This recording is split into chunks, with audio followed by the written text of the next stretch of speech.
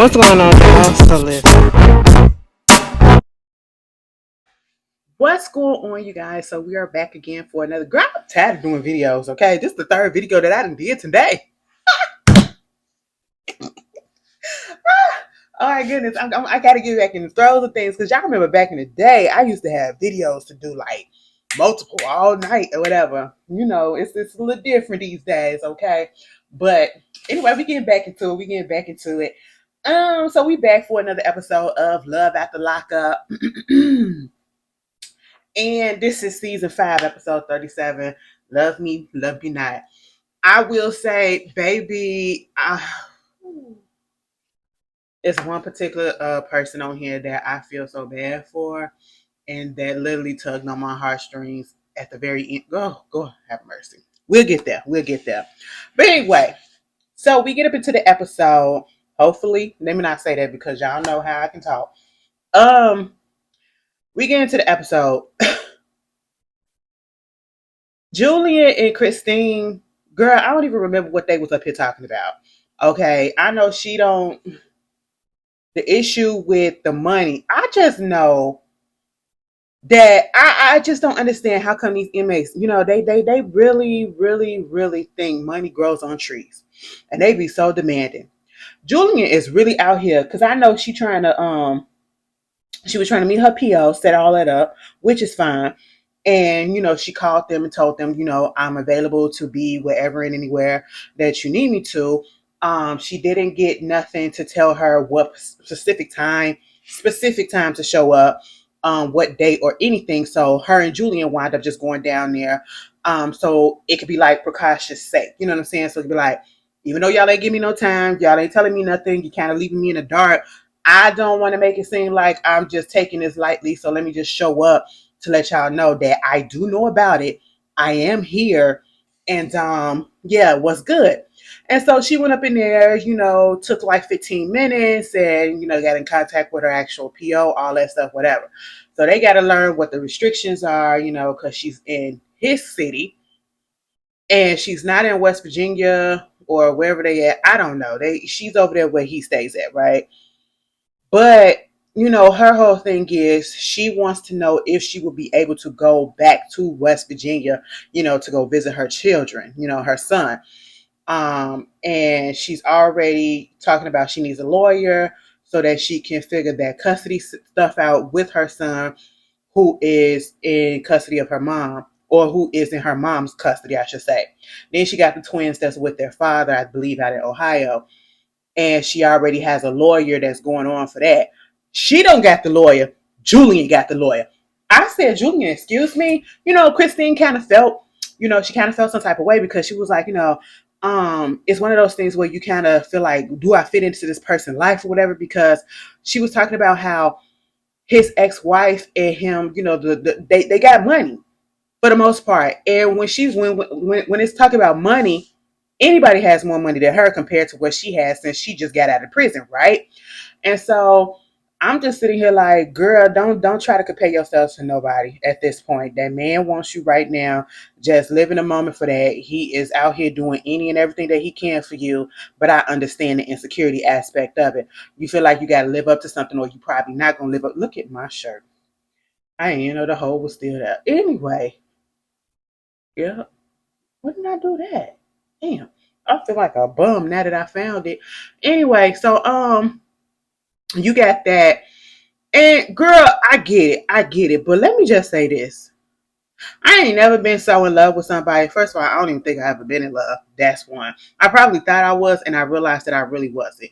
I probably thought I was in love with this person, but it was the fact that I was in love with the thought of being in love. I don't know, but I don't think I was in love with the person. But anyway, here's the thing. I ain't never been that in love with somebody that I'm finna spend thousands and thousands and thousands of dollars on. And then I got kids of my own. Julian is paying money for her lawyer to get the issue going with the situation going with her kids, the twins that's over in another state. Now he about to forfeit and put out some more money for the son out there in West Virginia. I said, and he said, when you do all of this and you try to retain a lawyer, it'd be like $5,000 at the initial stage. Absolutely the not. Plus, he got to pay child support and everything for his own kid. Girl, plus rent, plus insurance, plus all the other bills, probably credit card. Girl, I am not about to go in debt for nobody like that. Absolutely not. That got to be love. That's a love that I would never understand, and I don't understand. I don't want to get into right about now. I don't think I'm ready for that. Okay, I'm not gonna be your sugar mama. Okay, you can be man's, and I don't even want to. I be saying, "Oh, I wish I had a sugar mama. I wish I had." I don't want to take advantage of people like that. That be jokes for me because I just want to feel right, honestly. Give me a couple of dollars, sure, sure. But you funded my whole life. Some of y'all like, well, shit, bitch, I'll take it, take it. Okay, I like to earn my keep. That's just the Capricorn in me. But hey, it is what it is. Moving on from them, let's get into Laticia right quick. Laticia, you are so dumb. You are so dumb. I don't even have anything for your ass. Like, I don't have no feelings for you. And see, this is what happens when you act like you know it all, you got it all, you that bitch or whatever, and you really not. You really not. Then we say, why is she up here talking to the family, talking about he about to get out, he about to get out. This is an immediate release. Then you go down there to the paralegal and he talking about some stuff. And I said when we was talking about Ben the paralegal, so I'm not saying that he not real about what he's saying, but it feels like and it sounds like that man is running y'all through and running y'all in a circle, and he is not doing what he claims that he's supposed to be doing. And the whole time I'm like, is a paralegal really supposed to be the one that's doing this, or is the actual lawyer is the one that's doing this? I was a little confused. And I was just saying, Ben, I just want to get on TV showing that it felt like you was a scammer. Okay.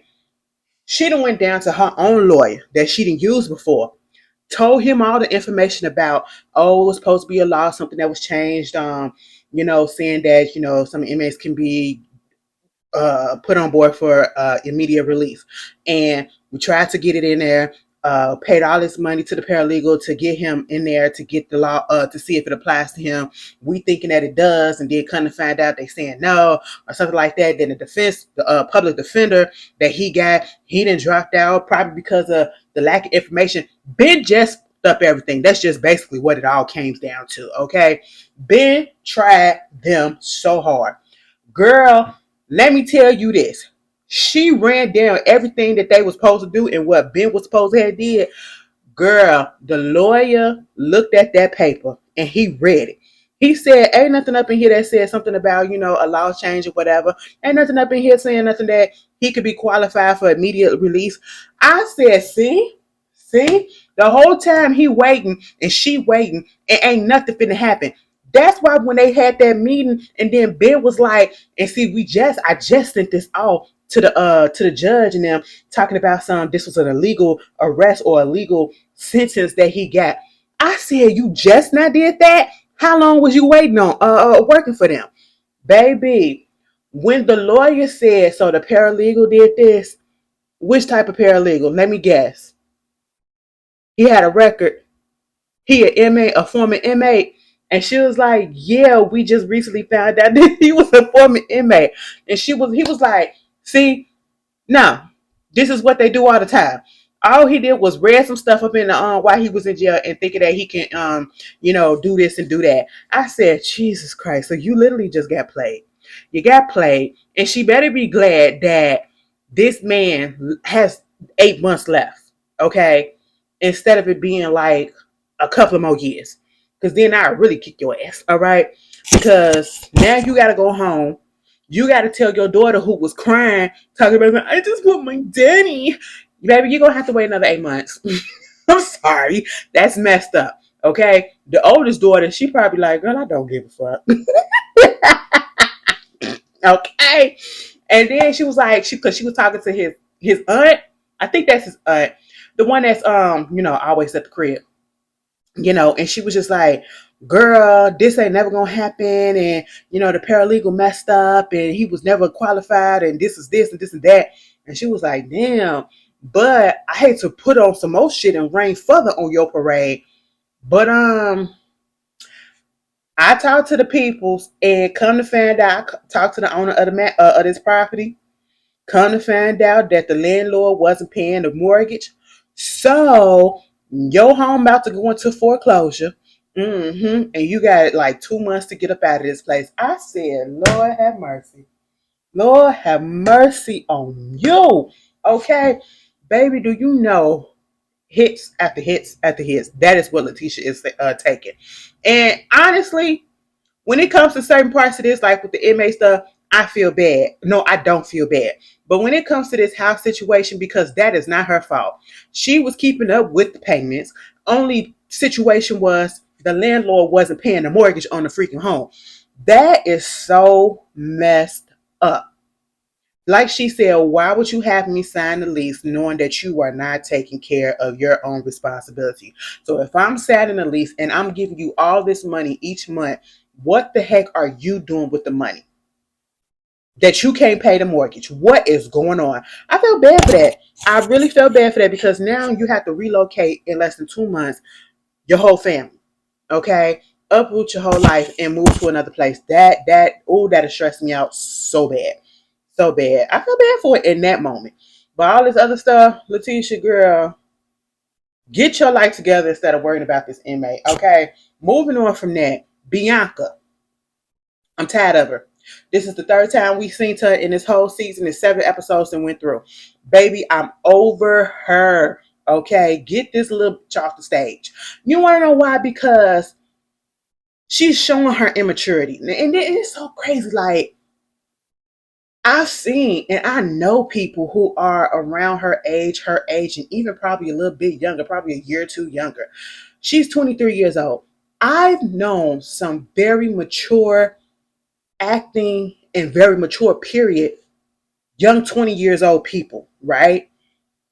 And she is giving y'all a bad name. I am so sorry. She is giving some of y'all a bad name because when I tell you she is literally acting aloof to everything.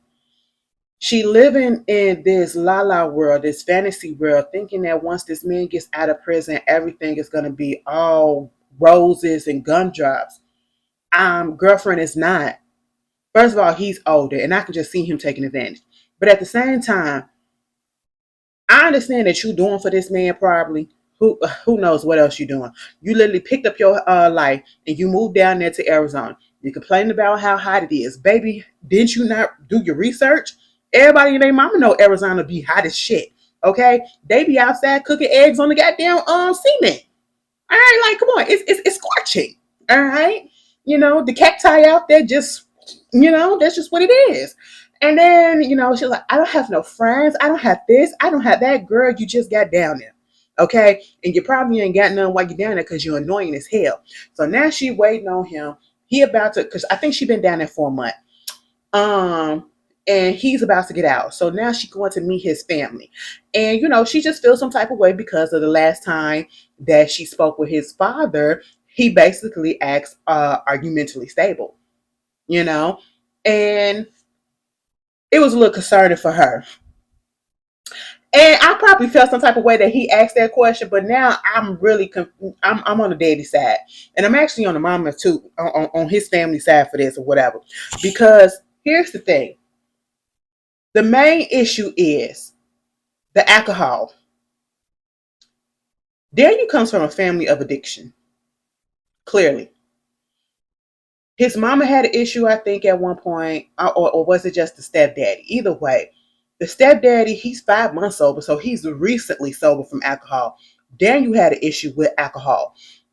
He was an addict to that. The younger brother, who is the mother's middle child, her middle son, he passed away from an overdose. Okay, so there's a level and there's a history of addiction in his family. And they're just asking, are you going to be drinking around him? You know? And I understand that she feels, because she's young, why should I have to change my patterns and what I do for somebody else who's a grown ass man and he can't control himself? That's understandable because I feel like that's what she's thinking. Because her whole thing is, I'm still going to drink. I'm not hurting nobody. I'm not the one that's the alcoholic. So why should I change up what I do? And it's just, That just goes to show that she is not ready to be in a fully committed, real relationship. Because when you are in relationships and you truly care about that person and you want to see them do well, and you know that there was an issue before, you know that there's some type of addiction and all that stuff, that's just like saying, I just got out of rehab from, being very dependent on drugs. And then I come home and I get into a relationship with this person who all they do is smoke weed and do other stuff. You know what I'm saying? You smoke weed here, you smoke weed there, you know. No, okay. Granted, I don't see no problem with weed, but then for some people that have an addictive personality, you do weed and then all of a sudden you go do something else. It's not a gate, that's why they say it's a gateway drug, but for some it probably is to, until they do something harder and they get immune to that and they need something harder and they go back to their old habits. That's that's like when I be looking at my 600-pound life, right? When you got a family member that's extremely overweight and they gotta go on a diet, that 1,200-calorie diet that he be putting them on, Dr. Now be putting them on, and then the other family members, some of them be complaining like, I ain't finna be eating that shit. I'm finna eat the same thing that I'm eating that I always been. Girl, don't eat that shit up in my face. If I'm supposed to be over here eating a lettuce leaf and drinking water all day, and you over there with a whole chicken sandwich, fried chicken wings, and a burger and some French fries, girl, don't eat that shit in my face. That'd be so messed up. That'd be so messed up because half them people don't even go on diets with them people. Okay, they still be over there eating their stuff and then be mad when girl, the temptation is real. But again, you an adult, you supposed to be trying to curb yourself, but why tempt the person by doing it in front of them? Okay, you want to drink or whatever, don't do it in front of him in the initial stages. You know what I'm saying? Don't do it in front of him. You cannot drink in front of him or by him or, for a day or two when he first gets out. You know what I'm saying? And the daddy don't think that this shit gonna last. The mama barely think that it's gonna last too, because the mama said, I see a little bit of me in her too. And I just know how I was when I was younger, and I just know this ain't gonna work. And then, when she was telling the story about how the son passed away and the mama was tearing up, and she was like, oh my God, I'm so sorry that I made you cry. She was like, no, I just miss my son and all that. And it was like, yeah, we like you and all this stuff and woo woo woo. And I think his cousin was there too, and he said the same thing. And she said, oh, for real, you did? Then why you was trying to tell him and convince him not to marry me? And then it went off on their stuff and never came back. I said, bitch, you know exactly why. You know exactly why. Quit playing. But anyway, moving on from them. Who else we get up in this episode? I said Christine. I said Laticia, Bianca, Zaria, Zaria, Zaria. Girl, who gets Z? Z and Troy. I feel bad for him. Actually, I just felt bad for the men this episode. The men that were out. Well, no, not one. He can go kick rocks, okay? Because he full of it. I already know he full of it. He trying to work a game on this girl. But anyway, Troy and the mama and Z, they up there getting ready so that they can go to Buffalo so he can see his daughter. Okay. This man hasn't seen his daughter since she was 7 months old. And she was 7 months old when he went into prison. She's 7 years old now. Okay. Because you have an issue, or no, it's more so an insecurity with the baby mama. You are picking a fight and picking and making an issue where I didn't even really see that there was anything. And I thought I missed something. I thought Troy said something. I thought Troy was in constant communication with this woman, unless they not telling us that yet. But she's getting all up in her feelings as if, she can't trust him and the baby mama this and all that stuff. And you want me to, okay, girl, it ain't even about the baby mama. It ain't about you. It's about him going to see his daughter. I feel like Z was being so damn selfish. You know what I'm saying? And the way that she was talking to Troy just really wasn't sitting well with me. And then you're doing that in front of his mom. And I do like the fact that the mama wasn't jumping down her throat. Mama was trying to get Troy to talk to her. Mama went up in there and tried to talk some sense into her. Never once did she raise her voice. Never once did she get an attitude. She just wanted things to be done in the correct way. She just wanted everything to calm down and everybody to be cool. Okay. And at one point, did y'all see Karen standing there with that her jacket open and her titties out? I said, bitch, if you don't close your jacket up, just because Z, you go put a shirt on too. Them titties, damn. I said, them some real ones because they weren't firm enough. And I said, oh, your son was. Anyway, I just like, girl, what is going on? I was trying to understand where her point is coming from. Now, we already know that she has an issue, and it's more of an insecurity on her end, I feel. And yes, I do feel like the baby mama probably done said some things or whatever. But at the end of the day, that should not stop you from wanting to be there for your husband so that he can go and see his daughter. It's not about the baby mama. You can put that shit to the side. You ain't even got to say nothing to her. But the respectable thing would be to show up and say, hey, this is me. This is my husband. This is our union, whatever. Because if you in his life, you're going to have to be in a daughter's life too. All right. That's just how it is. And the respectable thing is before you meet the daughter to meet the mom, if you ask me. Okay. Y'all got to figure out y'all stuff and come to some type of conclusion to it, some compromise or whatever. Because, yeah, the baby mama 9/10, she's still very much in love with him. And when she cussed him out, and so at this point, she was like, he can get up out my house. I said, damn, all of this because of what? I was so confused. And then when Karen went up in there, she was like, you can't kick him out y'all house. This y'all house. She said his name ain't on the lease. And see, I don't like stuff like that. I don't like stuff like that. Don't tell me I could stay here. Don't tell me I'm your partner. Don't tell me I'm your husband, I'm your wife. And because I'm in your house, technically, when you said it's ours or whatever, now when you get into it and you can't stand me or whatever, we get into an argument is this is my stuff. This is my home. This is this. And I'm paying the bill and my name on the lease. Then bitch, take it. And I'll leave. Okay, that's just what it is. Because I be the one to leave. Okay, don't pull no shit like that with me because I will leave and never come back. That's just what it is. Okay. And he did do that. He walked outside and that man was walking for 6 miles. They put that thing up there and it said 6 miles from Z's house. I said, damn. He was in his, he was so heated. He was so heated. And I just felt like, I'm glad that he didn't raise his voice. He didn't argue back with Z like that. He wasn't disrespectful to her. Even when I think she pushed him or hollered at him and told him to get out and stop talking to her, he turned around and he walked out and he just kept on walking. He didn't even curse her. He was just talking about how he just mad. He don't want that person. He is going through it. This man is still institutionalized, right? He's still institutionalized in everything. And you doing all of this mess to him, and it's just like you making it feel like he's in a prison of his own where he's supposed to be feeling okay. Actually, I don't understand you in your videos and YouTube. You say like you are what? Anyway, fuck all that. So there's that.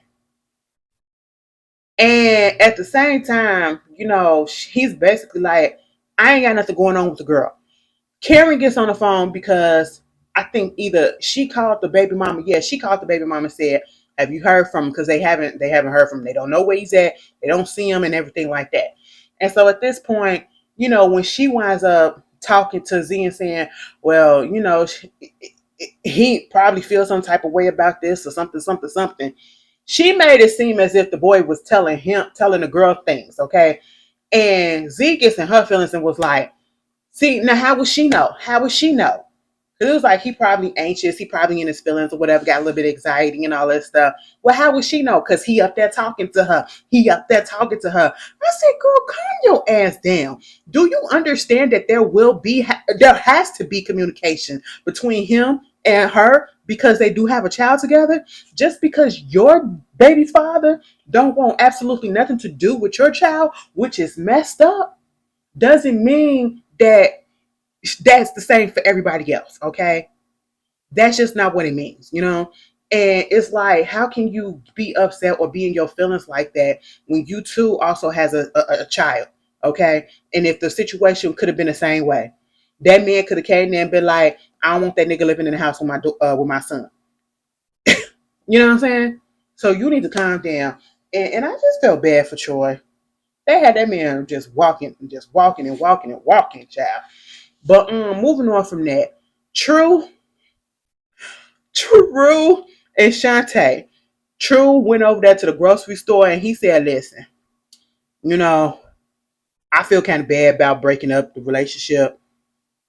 She the real person that I really want to be in. I just feel like at this point in time, True needs a place to stay. That's just what it's given. That's just what it's given. He got kicked out of his mama house. He went to go be with another woman, and that situation didn't work out. Now you want to come down here to Shante when she didn't tell you to come up there. You driving 5 hours to come down there to cook for, or I should say to go up there and cook for and all this stuff and try to get things back on track. Baby, please. He went to that store asking people which type of eggs to get. And that lady had to tell him, you got to make sure ain't nothing crack up in there. I said, you didn't know at least that? Damn, True. How long you been out? You ain't been cooking. Now, let me tell you something, True. You said that you knew how to cook. You cooked that omelet for Shante, bitch. Shante said this is the best thing that you had. Don't do it again. I said, damn, True. Did you put some seasoning on it or whatever? What was wrong with it, Shante? But here's the thing. He trying to get his girl back. He trying to have a permanent bed to sleep in. That's just what I feel like is happening. And trying to say that he want the relationship back or whatever. Shantae girlfriend, I don't even know why you tried to act like you ain't trying to get back with him and you don't want to get back with him, because that's just what it was. You was hoping that man showed up. You was hoping he showed up. And then when you finally let him up in the house, you know what he did? He took his jacket off, and why he only had that white beater on. Okay, so he could show his arms and his muscle and his physique. I said, True, you ain't shit, and I know exactly what you're doing. You are trying to break that girl. Be like, this is what you missing. Bam, bam. I said, nigga, make your pecs move. Okay, that's all you would have did. Bitch, you would have did that in front of me. Listen, if I was straight, that probably would have just said, all right, you know what? Come on. Let's go to the back. I'm telling you, I'm a bird. It don't take much, bitch, for me. Okay. Girl, I was just like, you know exactly what you doing, True. And Shantae, you falling right for it. Shantae the type of bitch that'd be like, girl, I ain't gonna never let no man do this. I ain't gonna never let no bitch do this to me either. I ain't gonna never and be the main one that's be up there doing all of it, letting it all happen. Okay. And then just be like, I mean, well, it is what it is. That's my man. Okay, that's what it is. You know, she tried so hard to put up a friend like she's strong. You probably are strong, but you a little weak in the loins. Okay, that's just all it is. You saw that man come through and you was just like, I'm gonna play hard to get. I'm gonna make him work for it. She told him, you can stay overnight, but you're not staying in my bed. I said, child, please. Please. He talked about something. I'm sorry for what I did and I've been missing you. I shouldn't have broke up the relationship and all this stuff.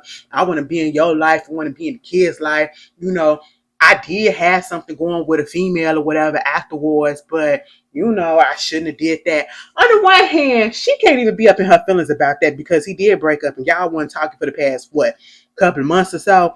So whatever. He out here doing what he doing, like he said. I literally just got out of prison for being in prison for 13 months, years.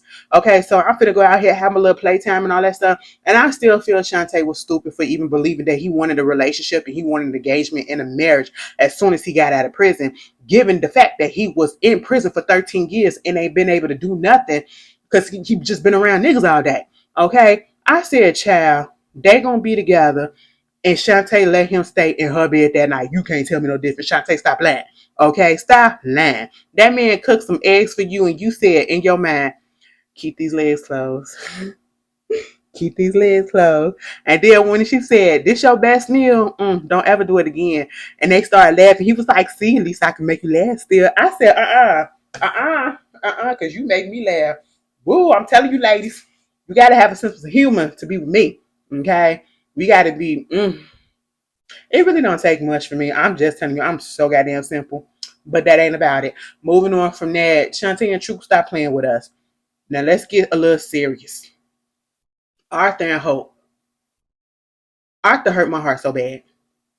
I ain't never felt so bad for a person on this show like I did this time. And I feel as though Arthur, out of all of the people who have been participating in this show, he is the realest one. And he is what I was looking for. Unless I didn't forget some people, he is showing, in my opinion, a side that we don't see, but I always wondered when they get out of prison, how is it that they come out and everybody just so, hey, I'm here, and they just go about life like ain't nothing really happened, acting like they ain't mentally messed up. This man has cried since he got out of prison and showed his emotion. You can clearly see he's battling some things. You get into a relationship with a woman who is basically trying to make you choose between her and your mother, which is trash in this sense. Because you haven't seen your mama in 7 years or so, 6 or 7 years. And it's like, girl, have some understanding, have some compassion. Okay. I did like the fact that she did take him to the fabric store, so he can get his first fabric, his real fabric, and all of that for the sewing machine that he got her. She got him and everything, so he could do his clothes. And he was talking about how he used to do the clothes for inmates in the prison and all of that.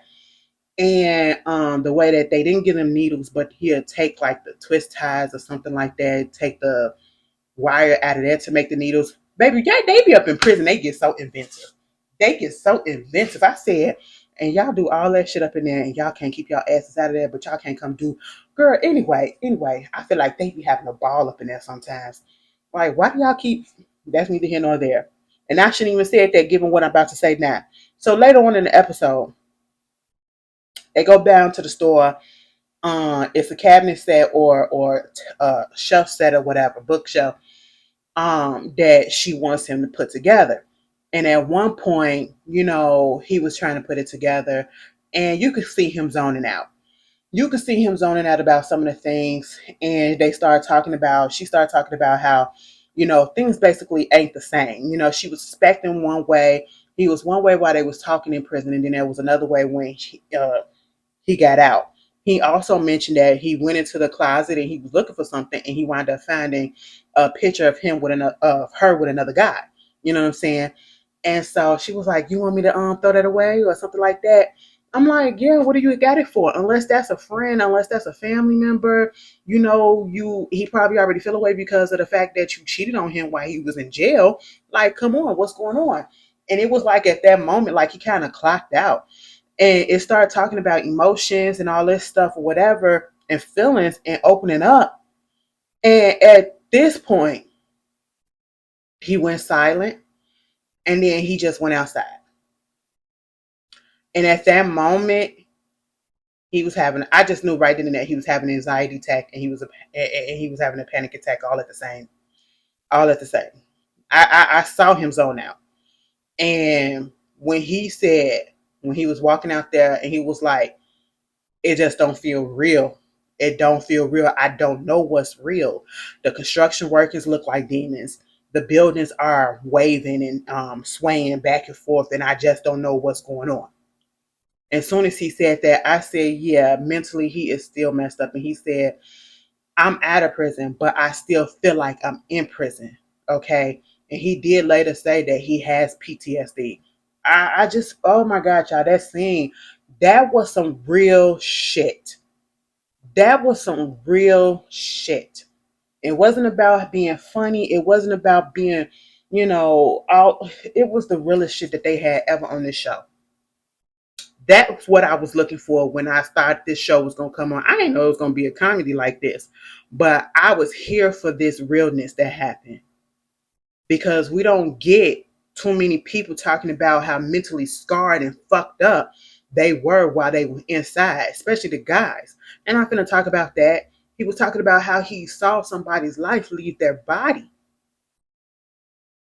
He's screaming for help and you can't do nothing for him. You know what I'm saying? And I was just like, oh my goodness. And when Hope was trying to talk to him, and as soon as he said, after she called him and was like, Arthur, what's going on? You see me? I'm here. You know where you at? And then all of a sudden he just said, after not saying nothing for a while, I love you, Hope. In the way that he said that, baby, I got scared. I ain't gonna lie, y'all, I got scared. I got scared because it just felt like he was gonna do something to himself. Once them cameras go down, he was gonna do something to himself. I just felt like he was probably a danger to himself and at this moment a danger to Hope too. When she tried to get him to hug her in the way that he wouldn't, and his arms was just like this, I was like, ooh. When they got his mama on the phone and she was trying to talk to him, and then all he said was, I love you, Mom. It was just a tone. I got scared again. I said, oh my God, get that man some help. And then it kind of pissed me off because Hope, why did I do that face? Hope, the whole time she been bitching and moaning about why he's staying out late because he was with his mama, because this and this and that. Whole time you're not worried about this man's mental health. You're not worried about this man's mental health. It took you to see that to be concerned. I would hope and I would want people to be concerned about somebody's mental health as soon as they get out of somewhere where they've been institutionalized for 13 or 5 to 6 plus years. Like, come on. Come on. I feel like all these inmates, anybody that go to prison or jail for multiple years, y'all need to get out and y'all need to go to therapists or something like that because it's a lot. Like he said, he got PSD, PST, PTSD. And I just, oh, when he said the construction workers look like demons, I said, oh my God. Y'all, I was in here tearing up, especially when he started crying at the end, and he was literally like his panic attack fully was coming in because he started, he just started. I was like, oh, have mercy. And so after that, they said they offered him some help. Ain't no offer, put him in, okay, because he needs it. He needs it. But y'all, that was the episode. If I missed anything, Arthur, I really hope that you're doing well. I really do, and I hope you are not with Hope. She is not the one for you. Hope had that onesie on, and when they put that camera in the back of her, now I know I ain't got no ass, but at least I ain't got no ass that look like a diaper, like a full diaper hanging at the bottom. I shouldn't say that. I just don't like Hope. That's probably why I did that. I should not have done that. But yeah.